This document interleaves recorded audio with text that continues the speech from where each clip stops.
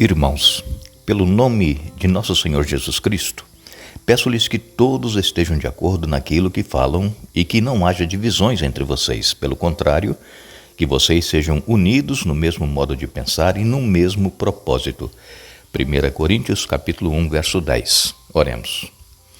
Nosso Deus e Pai, estamos em Tua presença e te agradecemos por este dia que estás nos concedendo. Te agradecemos porque vamos neste momento estudar a Tua Palavra, que Teu Espírito Santo esteja presente, nos ajudando a entender o assunto que estamos abordando e que possamos mudar o nosso modo de nos relacionar com as pessoas, especialmente os nossos irmãos da igreja. Queiras estar com cada um que estuda conosco cada dia. Todos enfrentam lutas, problemas, dificuldades, têm os seus anseios. Estejas, Pai, cuidando de cada um, dando vitórias conforme a Tua vontade. Abençoes Antônia Almeida, ela está agradecida pelo filho John, que completa mais um ano de vida, e pede que Tu o abençoes e dê vitórias. Queiras abençoar também Lucilene Cassimiro, o irmão da Lucilene, o Jefferson, Tu sabes as necessidades que ele tem. Abençoes Leia Filgueiras Oliveira, e especialmente também os filhos, para que se voltem para Ti. E a Leia pede pela irmã Inês, estejas cuidando dela, Pai. Abençoes também Ana Assis, e ela pede especialmente por Kátia, uma recém-convertida, problemas de alcoolismo, que Tu dê vitórias, Pai, em nome de Jesus. Amém. Esse tema que nós estamos abordando esta semana é um tema recorrente em muitas das igrejas.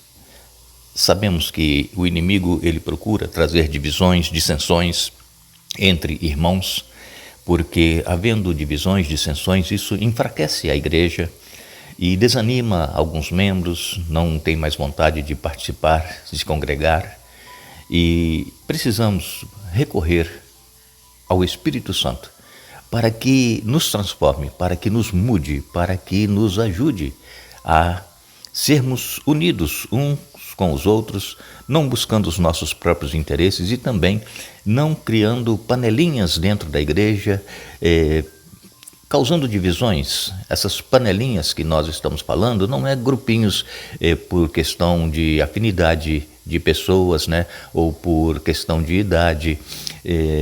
Essas panelinhas são aqueles grupos que existem para falar mal da liderança da igreja, falar mal de coisas que estão acontecendo, ao invés de buscarem a unidade. Um modo correto para nós resolvermos essa situação é quando alguém vier nos falar de determinado assunto e fofocar, que nós ou falemos com a pessoa: olha, eu não quero ouvir sobre isso, eu não me envolvo com isso, ou se não, procurar a pessoa da qual está sendo falada e a pessoa que está sendo criticada e conversar com essa pessoa para ver o que está acontecendo.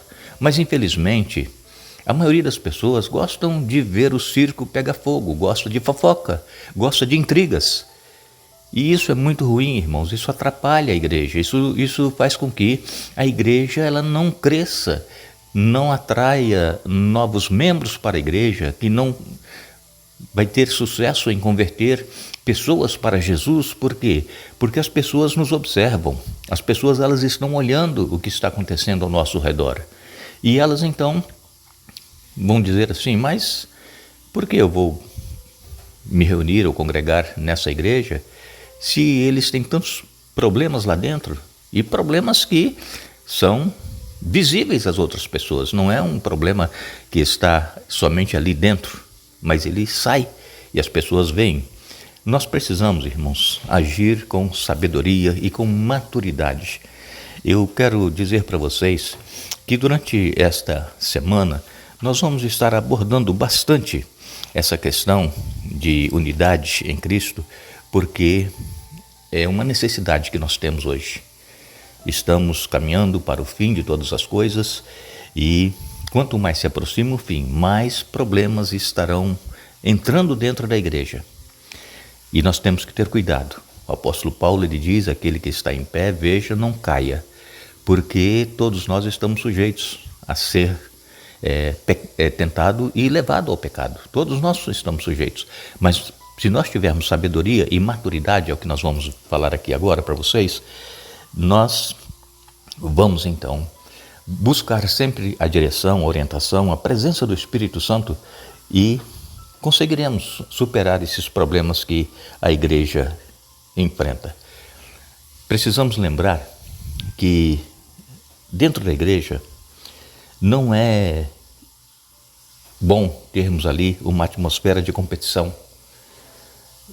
Essa atmosfera de competição, um quer ser melhor do que o outro, um quer ter mais oportunidade do que o outro, acha que sabe fazer melhor do que o que está lá fazendo. E essa atmosfera de competição traz um racha dentro da igreja. É o que estava vendo lá em Corinto. Eu sou de Paulo, eu sou de Apolo, eu sou de Cefas, eu sou de Cristo. Então Paulo precisou escrever para os coríntios, porque ele estava em Éfeso, nessa primeira carta, e ele foi duro. Acaso eu morri por alguém, eu fui crucificado por alguém, eu batizei alguém em meu nome? Então nós temos que ter cuidado, irmãos. Nós não somos do pastor da igreja, do ancião, do presbítero, do diácono. Nós não somos. Nós somos de Jesus. E agora, Paulo aqui em 1 Coríntios capítulo 3 e nos versos de 1 a 4, Paulo escreve: Irmãos, quando estive com vocês, não pude lhes falar como a pessoas espirituais, mas como se pertencessem a este mundo ou fossem criancinhas em Cristo. Tive de alimentá-los com leite e não com alimento sólido, pois não estavam aptos para recebê-lo. E ainda não estão, porque ainda são controlados por sua natureza humana. Têm ciúme uns dos outros, discutem e brigam entre si. Acaso isso não mostra que são controlados por uma natureza humana e que vivem como pessoas do mundo? Quando um de vocês diz, eu sigo Paulo, e o outro diz, eu sigo Apolo, não estão agindo exatamente como as pessoas do mundo?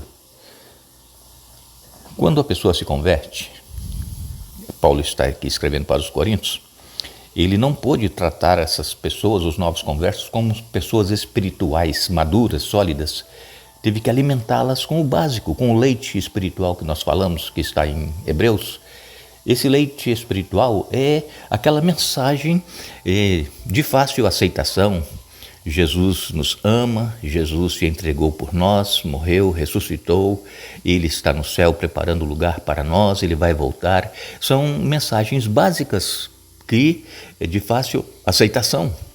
Mas depois que a pessoa já tem um certo tempo de igreja, já não é mais criança espiritual, ela então deixa de ser alimentada com o leite espiritual para ser alimentada com comida sólida. É como o bebê. Ele, quando nasce, se alimenta do leite materno, a maioria das crianças, né? Umas precisam se alimentar com outro tipo de leite, mas depois que passa os primeiros meses, a criança ela já começa a comer uma papinha, depois ela vem com uma comidinha mais sólida, enfim, vai aos poucos mudando a alimentação da criança à medida que ela vai crescendo, de um leite materno para uma comida sólida. E a criança vai se desenvolvendo. Assim é na nossa vida espiritual. Quando nós aceitamos a Jesus, nós o aceitamos pela mensagem que nós ouvimos de salvação, de amor que Jesus tem por nós, do perdão que Ele nos dá, da libertação que Ele também realiza em nós, de vícios, de problemas que nós tínhamos, e nós vamos crescendo espiritualmente. Mas para crescermos espiritualmente, é necessário nós termos comunhão com Deus através do estudo da Bíblia cada dia. Muitos cristãos estão há anos na igreja e não saem daquilo de que quando entraram na igreja, estão sempre naquele leitinho espiritual. Quando vem uma mensagem mais sólida, mais forte, as pessoas elas se ressentem, elas acham que está sendo diretamente para ela aquela mensagem e acaba se magoando. Então, irmãos, nós precisamos ter sabedoria e maturidade, como diz aqui o apóstolo Paulo. Ele deixa claro que essa maturidade espiritual leva o crente a apreciar a sabedoria de Deus. Vejam, aqui em 1 Coríntios 2, versos 6 e 7, Paulo ele escreveu: No entanto, Quando estamos entre pessoas maduras, falamos com palavras de sabedoria, mas não com o tipo de sabedoria desta era ou de seus governantes que logo caem no esquecimento. Pelo contrário, a sabedoria a que nos referimos é o mistério de Deus, seu plano antes secreto e oculto, embora ele o tenha elaborado para nossa glória antes do começo do mundo. Então Paulo, ele diz aqui claramente que a sabedoria que nós deveremos buscar não é a sabedoria humana, mas a sabedoria de Deus. E esta sabedoria de Deus, ela é comunicada pelo Espírito Santo. O mesmo apóstolo Paulo diz isso aqui, em 1 Coríntios capítulo 2, no verso 13. Quando lhes dizemos isso, não empregamos palavras vindas de sabedoria humana, mas palavras que nos foram ensinadas pelo Espírito Santo, explicando verdades espirituais a pessoas espirituais. Então essa sabedoria é a sabedoria de Deus. E essa sabedoria, ela nos é comunicada através do Espírito Santo. E para que nós tenhamos essa sabedoria, esse discernimento, essa maturidade espiritual, é necessário nós buscarmos cada dia na fonte. E aonde é a fonte? Deus. E como é que nós buscamos essa fonte de sabedoria em Deus? É pedindo que o Espírito Santo esteja presente conosco, mudando a nossa mente, o nosso coração, mudando o nosso desejo carnal para um desejo espiritual. Porque a nossa tendência é fazer somente aquilo que agrada o nosso corpo pecaminoso. E nós precisamos, então, clamar cada dia, pedindo que o Espírito Santo coloque em nós essa sabedoria espiritual que nós precisamos, e não a sabedoria do mundo. Essa sabedoria de Deus, ela nos é revelada através da cruz de Cristo. Está aqui em 1 Coríntios capítulo 2, versos de 1 a 4, Paulo fala que essa sabedoria, ela vem de Jesus e este crucificado. Eu quero dizer a todos vocês que quando nós usamos essa expressão cruz, a palavra cruz, é um símbolo do amor de Deus para cada um de nós. Porque quando nós falamos em cruz, nós nos lembramos do amor que Deus tem por cada um de nós, que deu seu Filho para morrer pelos nossos pecados, para poder nos salvar. Então, sempre quando você ouve falar, aproxime-se da cruz, é que nós precisamos nos aproximar de Jesus. A cruz é apenas um símbolo. E antes este símbolo era escândalo, era loucura, na época do apóstolo Paulo, mas hoje sabemos que esta cruz, este símbolo, é o poder de Deus que nos atrai para a salvação. O apóstolo Paulo, em Hebreus capítulo 5, versos 13 e 14, ele aqui escreveu: quem se alimenta de leite ainda é criança e não tem experiência no ensino da justiça, mas o alimento sólido para discernir tanto o bem quanto o mal, este é o alimento que nós precisamos buscar cada dia, o alimento sólido. Hebreus capítulo 5, versos 13 e 14. Que nós possamos buscar, nos alimentar diariamente deste pão espiritual que é a palavra de Deus. Mas, para isso, é necessário nós nos dedicarmos ao estudo, a ouvirmos a voz do Espírito Santo, e quando nós encontramos aqui na Bíblia o que Deus requer de nós, que nós não pensemos assim, não, mas isso não é mais necessário hoje, isso nós não precisamos fazer. Isso foi para aquela época. Não, a Bíblia ela é atual e isso aqui está escrito para nós hoje. Jesus mesmo disse que os céus e a terra passariam, mas as palavras dele jamais irão passar. Que nós possamos buscar em Jesus a fonte de toda sabedoria e poder, o que nós necessitamos para vencermos estes problemas que nós enfrentamos em nossa igreja com sabedoria e com maturidade. Que Deus nos abençoe, que Deus nos dê um bom dia.